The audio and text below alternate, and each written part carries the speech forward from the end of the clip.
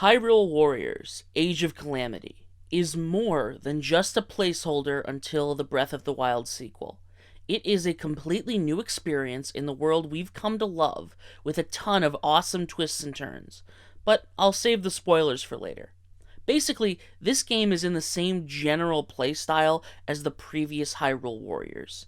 It's a hack and slash combat game where you control various different characters with unique movesets, and you traverse different battlefields, accomplishing specific tasks.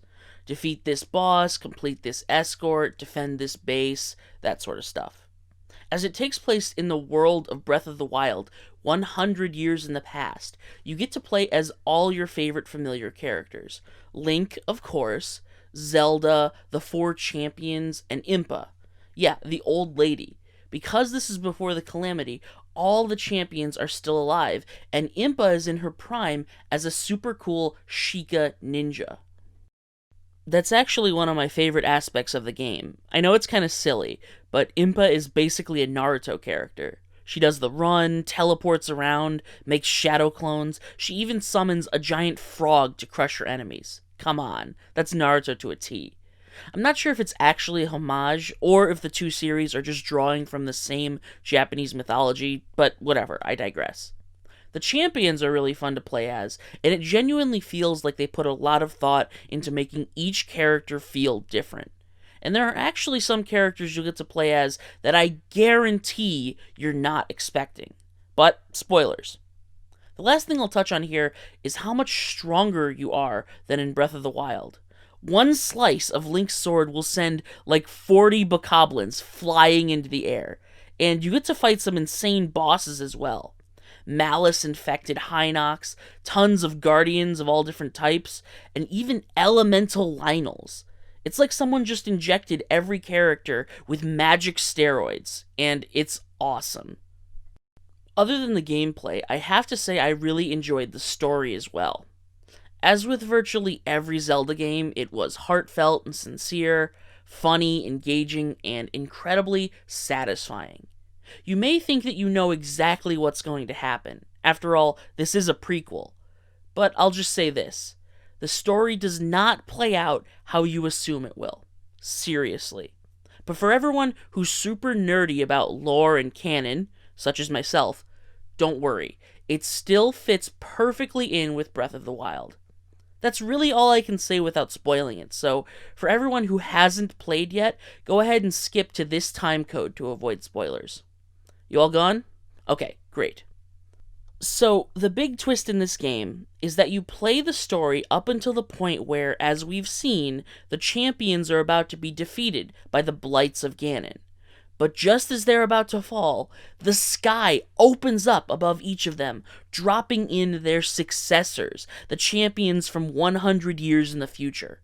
Tiba, Riju, Yunobo, and Sidon all save their predecessors, and Link doesn't fall to the attacks from the Guardians. This is definitively a completely new timeline, separate from the one we see in Breath of the Wild. And it's all thanks to Zelda's little guardian robot, Terrako, who traveled back, creating a butterfly effect, and ultimately saving everyone. And I gotta say, by the end of the game, you really start to love that little guy. So basically, after this twist, everything is new territory. Instead of having a pretty clear idea of how the story will play out, we actually have no clue as the players. I think this was a genius idea, as it lets the dev team have fun with the story, free reign without worrying about canon inconsistencies, and reinvigorates the player's feeling of uncertainty and excitement. I have to say, though, it's pretty funny. Breath of the Wild was purposefully placed 10,000 years after every other game on the timeline, and included elements from every single timeline in order to end the whole multiple continuities and lore inconsistencies that plagued the franchise. That lasted for exactly one game, as we now have two timelines again. Oh, Nintendo, what are you doing? I guess this means there are 5 timelines now? 6? Is it just 2? I have no clue. No one does. But, I'm sure they'll poorly explain it all in like 25 years.